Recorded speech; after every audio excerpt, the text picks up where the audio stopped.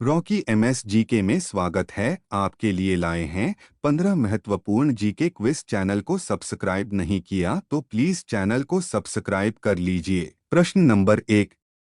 गौतम बुद्ध की मां महामाया किस वंश से थीं?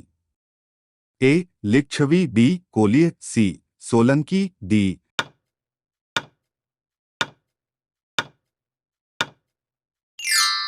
शाक्य। इस प्रश्न के सही उत्तर हो जाएगा बी. कोली। आइए देखते हैं नोट में क्या है। नोट्स। गौतम बुद्ध की मां महामाया क्षत्रिय वंशी कोलिय वंश की रानी थी।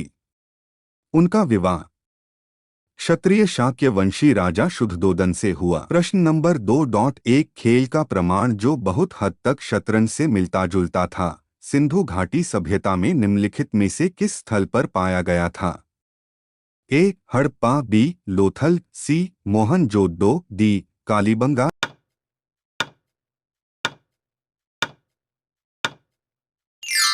इस प्रश्न के सही उत्तर हो जाएगा बी. लोथल। नोट्स। लोथल और आधुनिक शतरंज में पाए जाने वाले विभिन्न प्रकार के टेराकोटा खेलों के बीच घनिष्ठ समानता है। इससे कुछ विद्वानों का दावा है कि सिंधु घाटी सभ्यता के खेलों में शतरंज की उत्पत्ति हुई थी। हालांकि अन्य विद्वानों का मानना है कि शतरंज की उत्पत्ति भारत में 400 ईसा पूर्व से 400 ईस्वी के बीच चतुरंगा के रूप में हुई थी। प्रश्न नंबर 3। निम्नलिखित में से कौन सा शब्द वेदों की शाखाओं को सीखने और सिखाने के विद्यालय के लिए प्रयोग किया जाता है? ए. शाखा, बी. चरण, सी. रथ, डी. यज्ञ।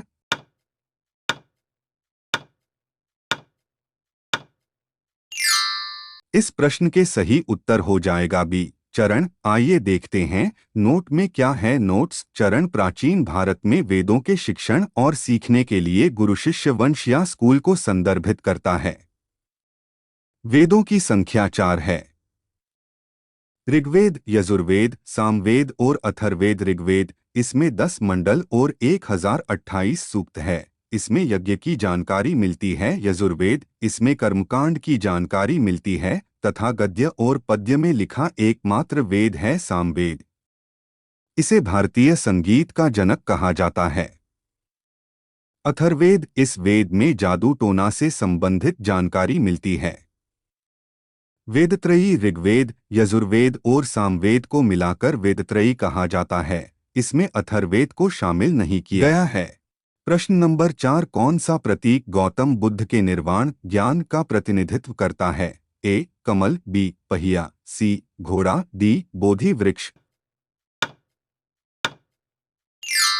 इस प्रश्न के सही उत्तर हो जाएगा डी. बोधि वृक्ष। आइए देखते हैं नोट में क्या है। नोट्स। बोधि वृक्ष गौतम बुद्ध के निर्वाण का प्रतीक है। दूसरी ओर स्तूप गौतम बुद्ध की मृत्यु के प्रतीक का प्रतिनिधित्व करता है। इसके अलावा प्रतीक घोड़ा बुद्ध के जीवन के त्याग का प्रतीक है। प्रश्न नंबर 5। निम्नलिखित में से कौन वत्स महाजनपद की राजधानी थी? ए. मथुरा, बी. बैराठ, सी. कौशाम्बी, डी. काशी।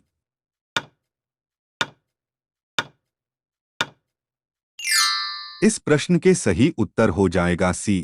कौशाम्बी। आइए देखते हैं नोट में क्या है। नोट्स। महाजनपद प्राचीन भारत में राज्य या प्रशासनिक इकाइयों को कहते थे।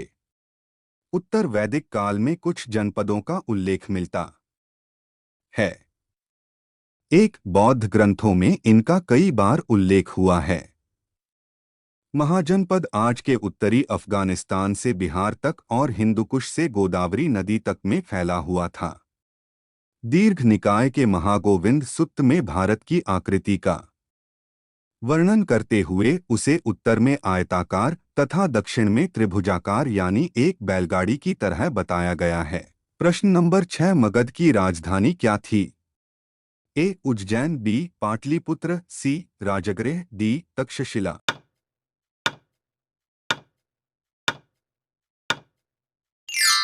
इस प्रश्न के सही उत्तर हो जाएगा सी. राजगृह। आइए देखते हैं नोट में क्या है। नोट्स। मगध साम्राज्य की राजधानी राजगृह या गिरिव्रज में स्थित थी।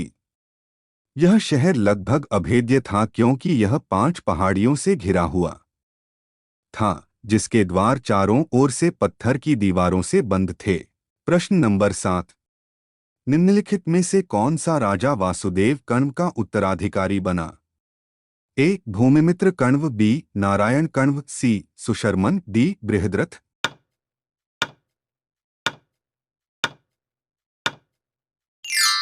इस प्रश्न के सही उत्तर हो जाएगा ए भूमिमित्र कण्व। आइए देखते हैं नोट में क्या है। नोट्स। कण्व वंश का दूसरा राजा भूमिमित्र कण्व था, जो वासुदेव कण्व की मृत्यु के बाद सिंहासन पर बैठा। भीममित्र ने सातवाहनों के खिलाफ कई युद्ध लड़े।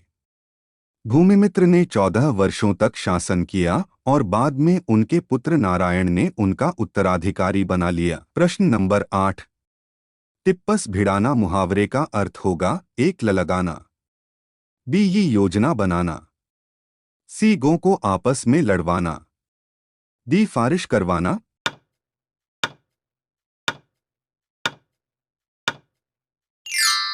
इस प्रश्न के सही उत्तर हो जाएगा डी। प्रश्न नंबर 9। निम्नलिखित वाक्य के किस खंड में त्रुटि है? जीवन और साहित्य का घोर संबंध है। ए वन, बी बंध, सी हित्य, डी घोर।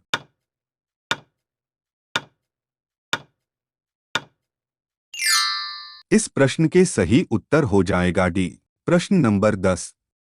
वह व्यक्ति जो विद्यार्थियों को पढ़ाने का कार्य करता है, वाक्यांश के लिए सार्थक शब्द है। ए विद्यार्थी, बी शिक्षक, सी शिक्षार्थी, डी छात्र।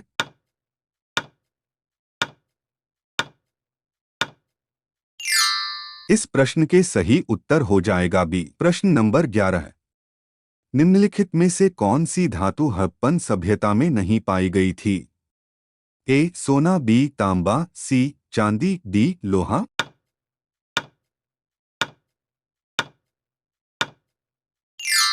इस प्रश्न के सही उत्तर हो जाएगा डी। आइए देखते हैं नोट में क्या है। हड़प्पा सभ्यता एक कांस्य युगीन सभ्यता थी। यहाँ से तांबा, कांसा, स्वर्ण और चांदी आदि धातुएं तो मिली हैं, परंतु लोहे की प्राप्ति नहीं हुई है। वस्तुतः हड़प्पाकालीन लोग लोहे से परिचित नहीं थे। भारत में लौह युग का प्रारंभ उत्तर वैदिक काल लगभग 1000 ईपू से माना जाता है।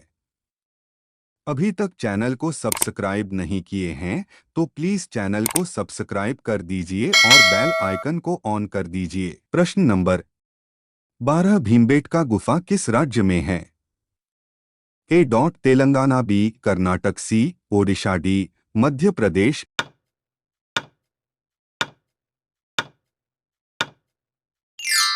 इस प्रश्न का सही उत्तर हो जाएगा डी। प्रश्न नंबर 13। किन 3 वेदों को संयुक्त रूप से वेदत्रयी कहा जाता है?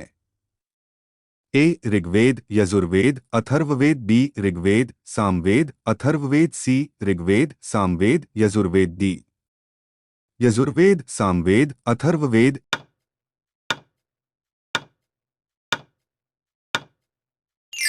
इस प्रश्न का सही उत्तर हो जाएगा डी। आइए देखते हैं विवरण में क्या है।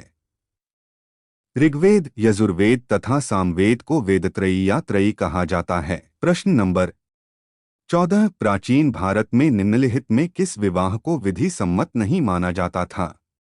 ए दैव विवाह, बी आश विवाह, सी गंधर्व विवाह, डी ब्रह्मा विवाह।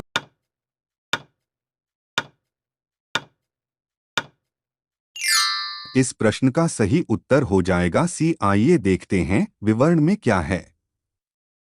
हिंदू धर्म में विवाह को 16 संस्कारों में से एक संस्कार माना गया है।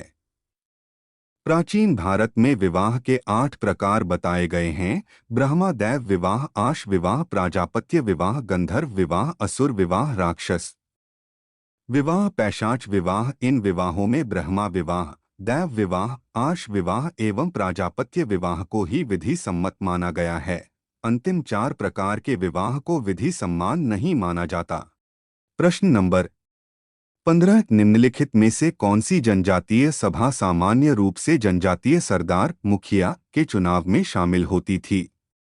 ए समिति, बी सभा, सी गण, डी विधाता इस प्रश्न का सही उत्तर आप लोग के बताना है और कमेंट बॉक्स में इसका आंसर बताइएगा। इसका आंसर क्या होगा? और आप लोग अभी तक हमारे चैनल को सब्सक्राइब नहीं किए हैं तो प्लीज़ चैनल को सब्सक्राइब करिए और बेल आइकन को ऑन रखिए ताकि सबसे पहले आप तक वीडियो जाए। मिलते हैं नेक्स्ट वीडियो के साथ, तब तक के लिए जय हिंद जय भारत।